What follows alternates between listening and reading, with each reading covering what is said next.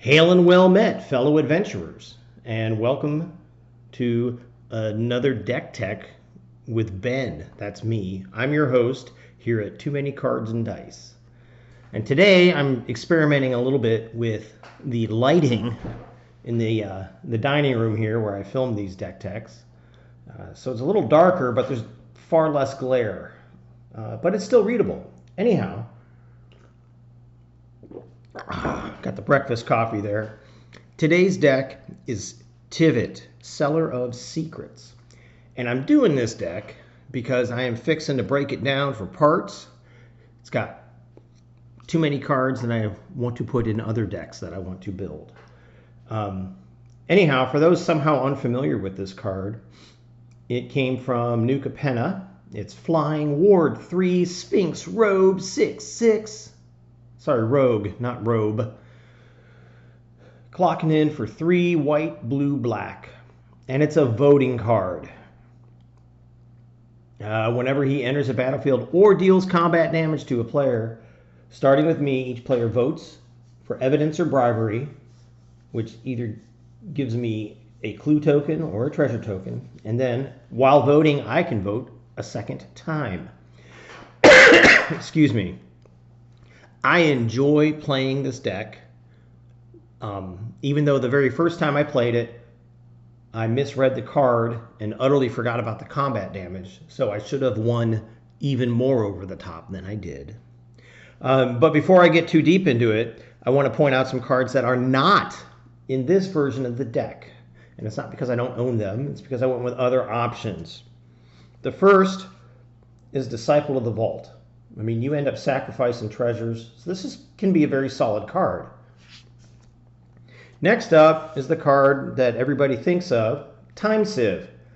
Sack 5 artifacts, take an extra turn. You end up chaining turns once you get Tivit in play or you start blinking it, and it's ridiculous. So I have found that when I play this deck, the first thing I do is show that Time Sieve is not in there, because I have too much self-respect to win through taking extra turns. I currently do not have Disorder in the Court in here. A little bit because it's an X-Spell, a lot of it because it's a full border card, and I just don't like them, but this was the only type I could get. And the last option for many Tivit decks is Rise and Shine, because you overload it, and then all your all your non-creature artifacts, all those treasures and clues, become 4/4s, and then you just punch somebody in the face. Anyhow, now that you know what is not in here, let's talk about what I do have going on here with Tivit. All right, first up, Contraband Kingpin.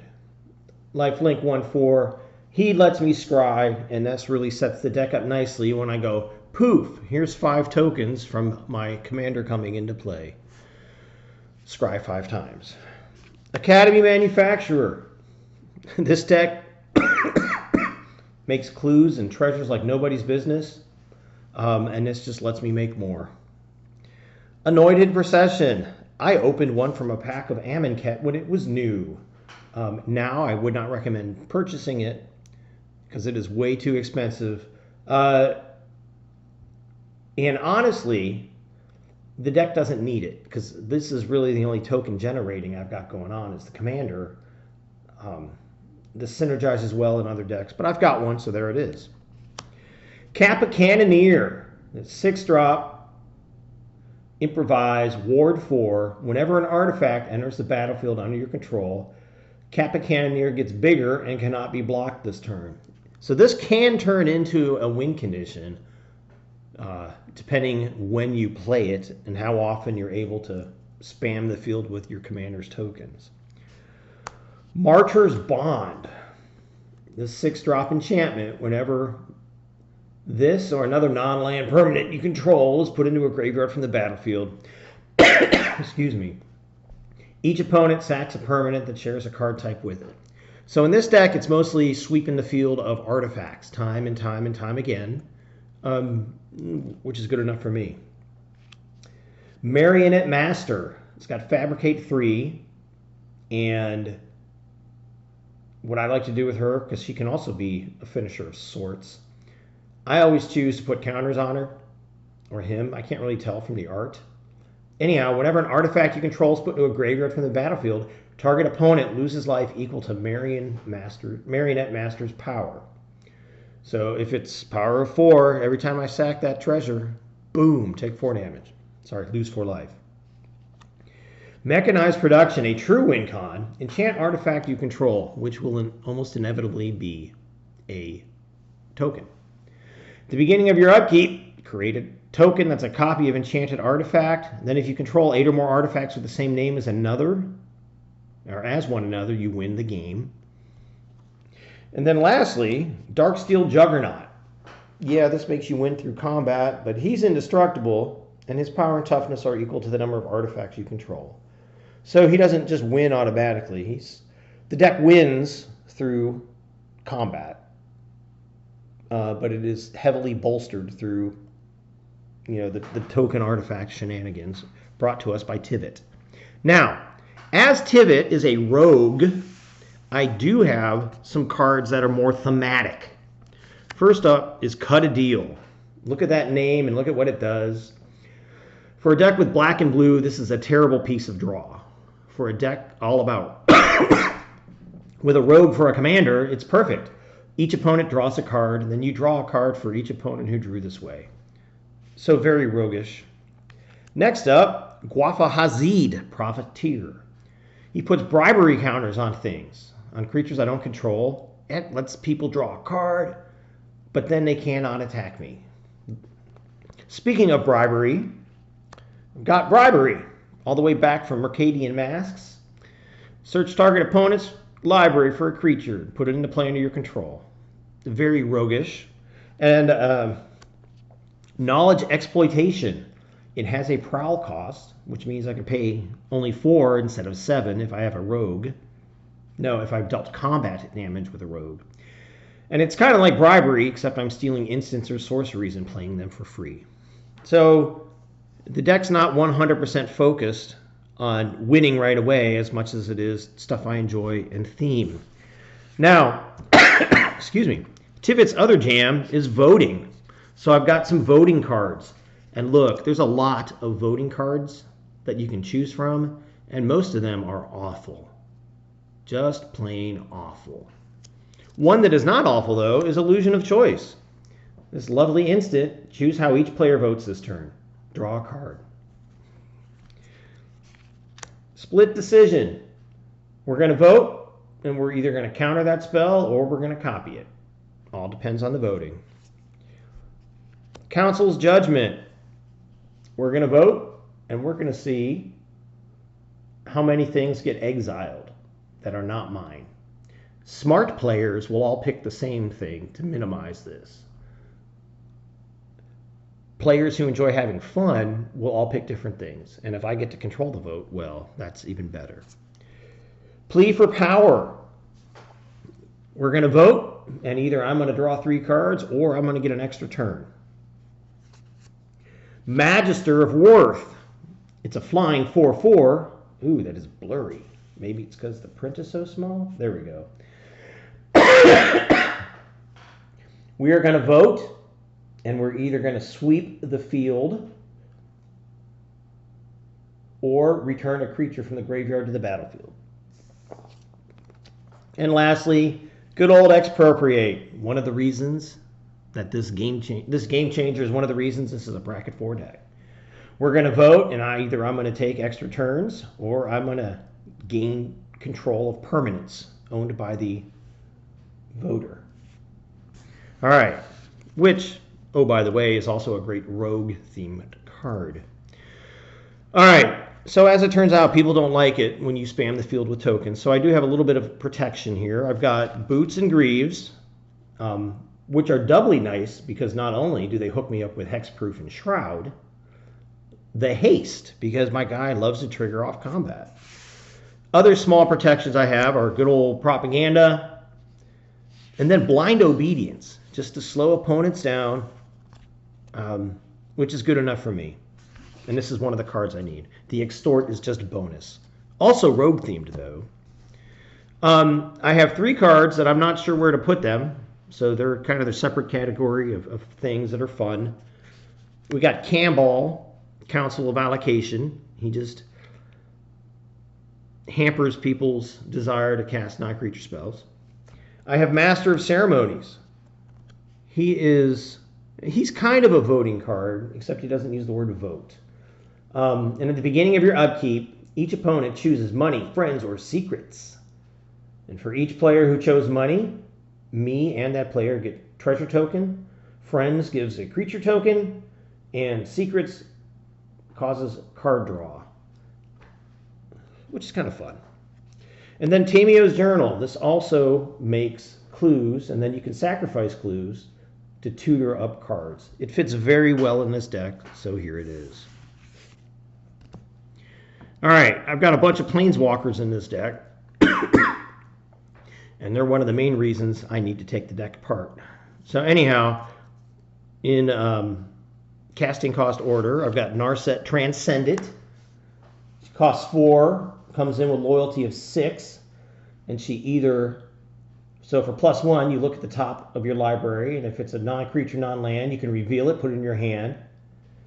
-2, you can give your next instant or sorcery spell rebound. And -9, you get an emblem. Your opponents cannot cast non-creature spells.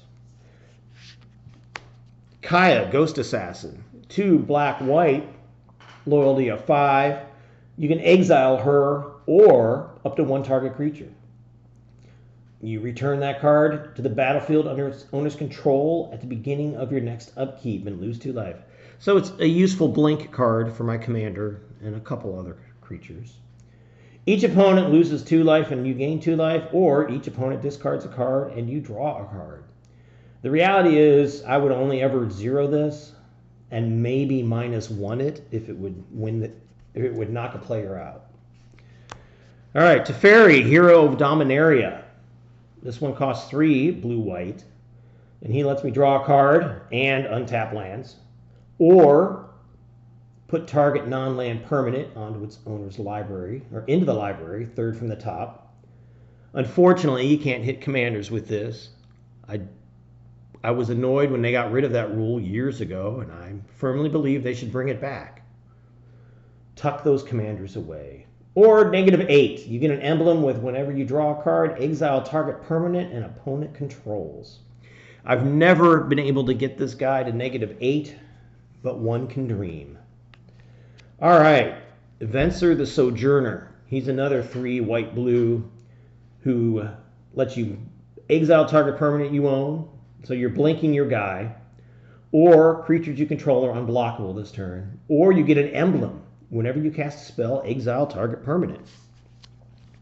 Him and Teferi, they're hanging out, exiling things. All right, and last Planeswalker in here is Tamio, the Moon Sage. And she lets you tap target permanent, or draw a card, or you get an emblem. You have no maximum hand size, and whenever a card is put in your graveyard from anywhere, you may return it to your hand. So yes, folks, Rewind is in this deck, so that I can just put in a soft lock of preventing people from doing things.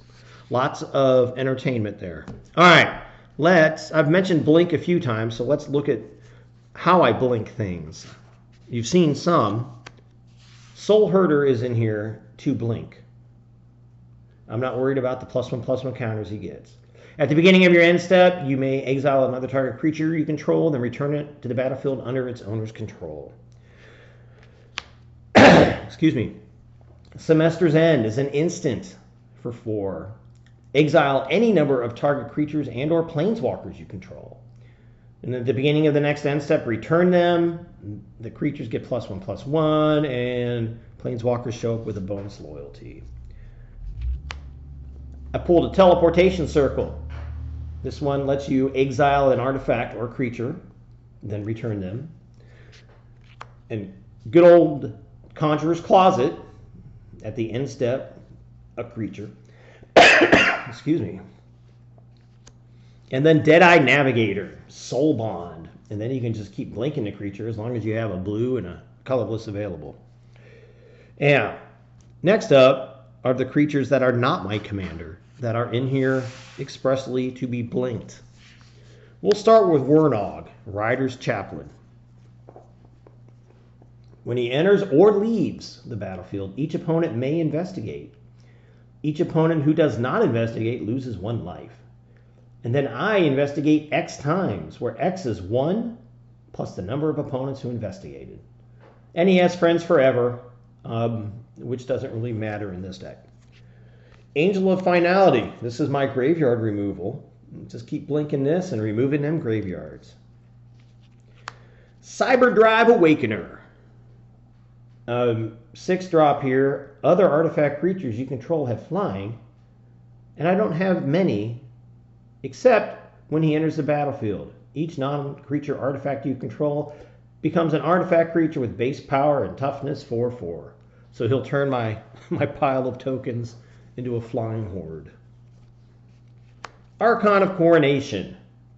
Not only do I love the art, it lets me become the monarch. And as long as I'm monarch, damage doesn't cause me to lose life.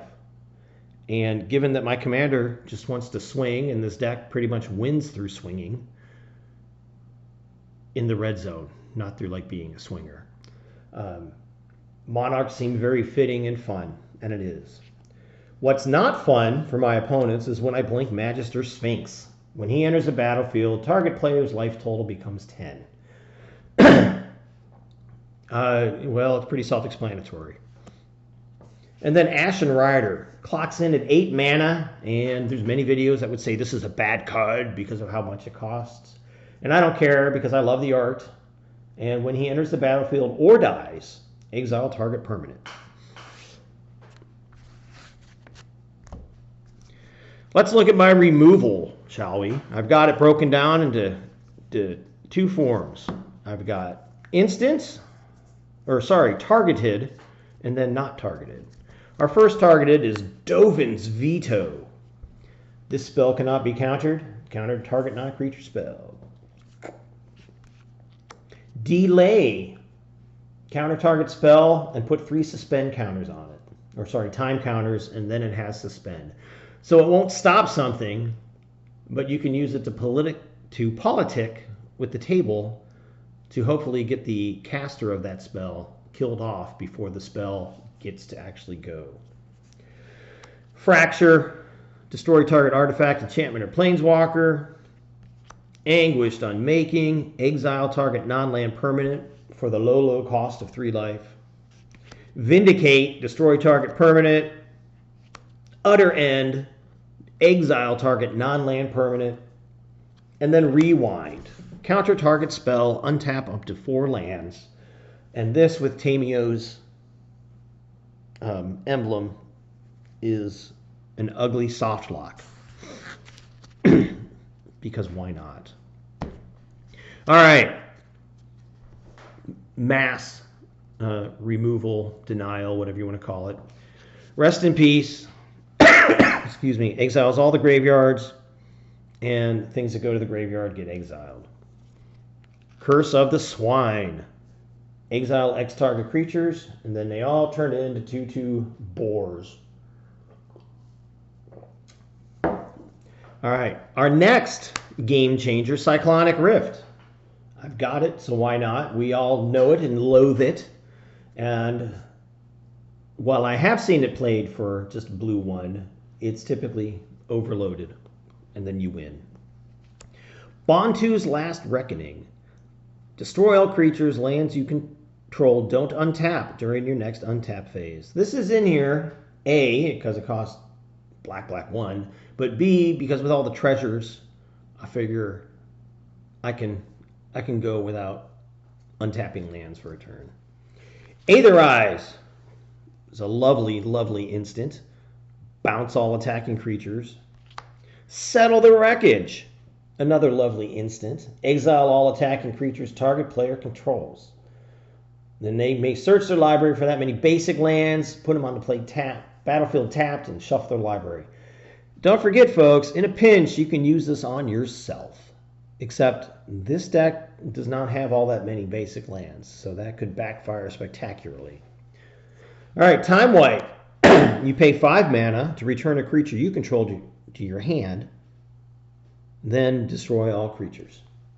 And then lastly, Merciless Eviction. You choose one. Exile all artifacts, creatures, enchantments, or planeswalkers. And this could easily be Farewell, except I don't know what deck I put my Farewell in. So hopefully I find it when I'm building. All right. How do I power all these things? Well, let's start with some mana sources.